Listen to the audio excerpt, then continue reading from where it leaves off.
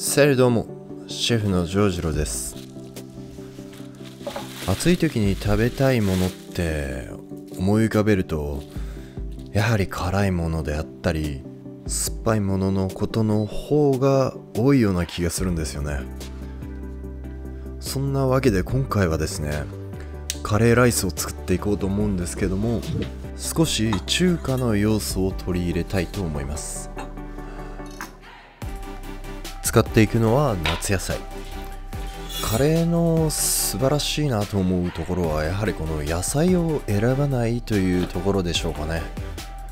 季節に応じた野菜を入れるだけでその野菜が持ってるポテンシャルを十分に発揮してくれる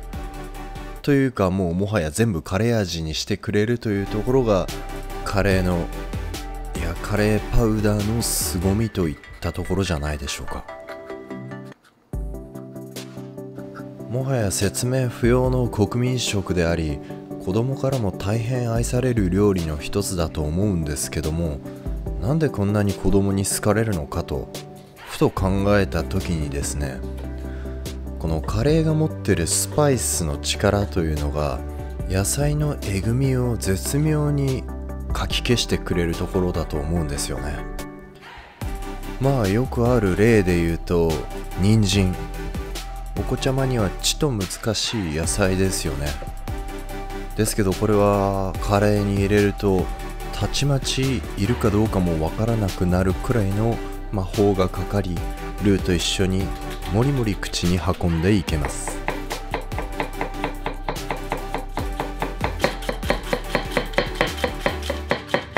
そんなカレーは皆さんご存知の通りインドから伝わってきたわけですが、その昔イギリスの植民地だったため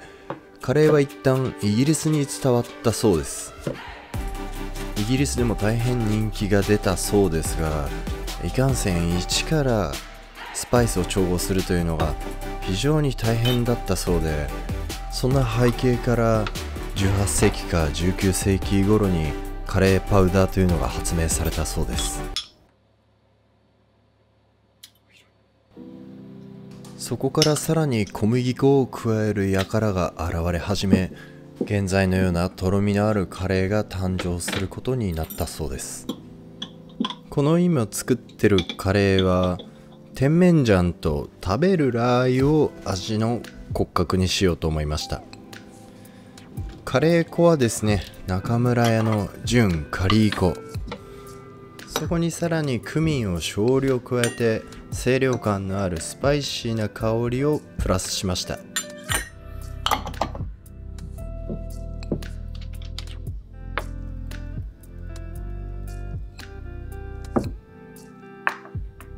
使っていくのは塊肉ではなく、今回合いびきなんですけども、このお肉はですね、正直何でもいいです。牛 100% でも豚 100% などなどいろいろあるので、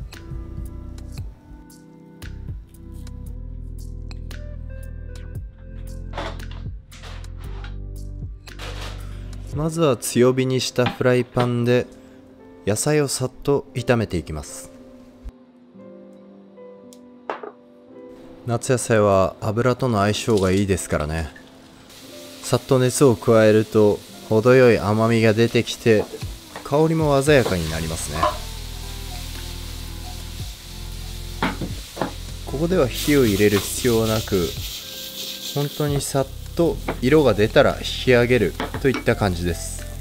そのまま間髪入れずにナスを炒めていきますが、ナスを炒めるときは油が少ないとすぐにナスが油を吸ってしまいますし、逆に今度は多すぎると油っこくなってしまうので、ちょうどいいぐらいの間ぐらいの油の量で強火ですぐ焼き切ることをお勧めします。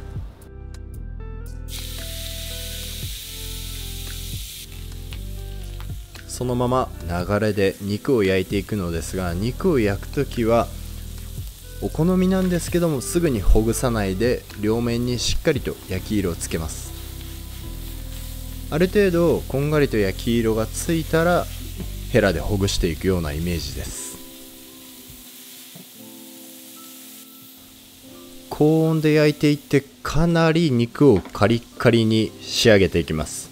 そうすることでね、肉の中にある油もしっかりと外へ出るので、ある意味肉臭い油というか、そういうのは感じづらい仕上がりになります。出てきた油は一旦取り除き、お肉だけフライパンに戻して、そこに甜麺醤とラー油を加えて肉味噌を作るようなイメージです。全体が合わさりましたらカレー粉を加え、さらにしっかりと混ぜ合わせていきます。フライパンの端で玉ねぎも炒めて、この時の玉ねぎはですね、特に焼き色をつけることを意識したりせず、しんなりするぐらいで OK です。しんなりしたら全体にしっかりと合わせます。頃合いを見て紹興酒を加え、香り高く仕上げつつ水分を飛ばしていくという寸法です。そんな寸法です。ここで今煮込む時にチキンブイヨンを加えたんですけど、これは鶏ガラスープでもなんなら和だしでもいいかもしれませんね。アクが出てきて取る余力がある人は取った方が全体的に雑味のない仕上がりになると思います。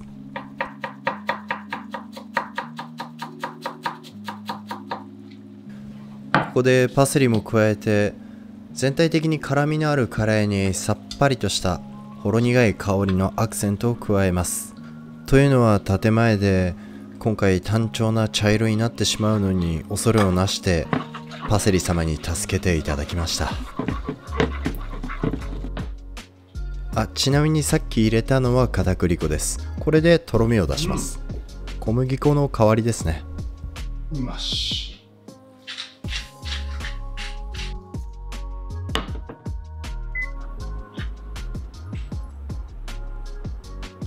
今回のカレーの味わいには何といってもこの目玉焼きが欠かせな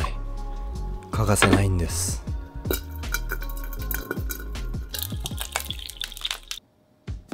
それではドレッセいきます。仕上げに卵であったり卵黄を使いますとね、一部の卵ソムリエの視聴者様から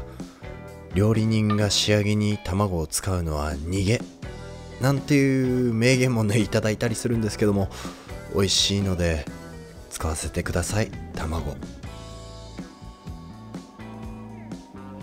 さあ、そして目玉焼きをのせるとなんともガパオ。ボナペティ。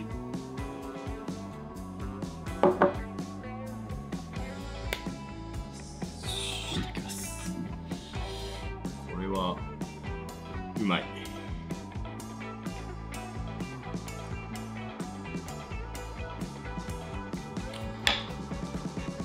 程よい半熟がいいね。